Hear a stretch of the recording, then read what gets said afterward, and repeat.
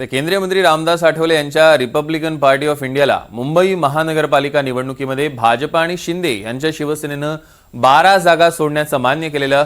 मात्र महायुतीच्या एकाही उमेदवारानं रिपाईच्या वाट्यातील 12 प्रभागांमधील उमेदवारी मागे घेतली नसल्यानं रिपाईच्या जागा अद्यापही अधांतरीच आहे.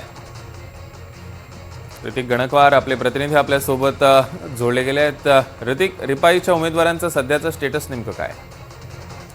नक्कीच एकंदरीत आपण बघतोय की रामदास आठवले यांचा जो आरपीआय पक्ष आहे तो देखील महायुतीमध्ये राज्यामध्ये घटक पक्ष आहे आणि त्याच अनुषंगानं त्यांनी महापालिका निवडणुकीमध्ये 16 ते 17 जागा या मागितलेल्या होत्या. मात्र महायुतीकडून त्यांच्याच ज्या शिवसेना असेल भाजप असेल त्यांच्यामध्येच त्यांच्या जागा वाटपाचा जो तेढ आहे तो शेवटच्या दिवसापर्यंत सुटत नसल्याचं आपल्याला पाहायला मिळालं. आणि त्यामध्येच रामदास आठवले यांना चर्चेसाठीही बोलवलं नव्हतं. अशा पद्धतीचा सूर जो होता रामदास आठवलेंचा होता. त्यानंतर कुठेतरी आपण बघतोय की रामदास आठवले पक्षातील अनेक उमेदवारांनी स्वतंत्र अर्ज भरलेले होते आणि त्यानंतर एकनाथ शिंदे आणि देवेंद्र फडणवीस यांच्याशी चर्चा करून हे ठरलं होतं की 12 जागा ज्या आहेत त्या रिपाईला सोडण्यात येतील.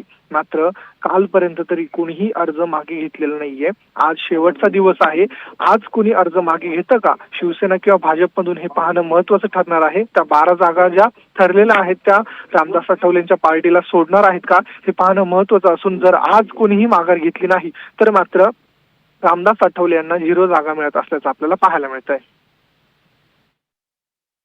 आम्ही तुमच्याकडनं घेऊ. तुर्तास धन्यवाद.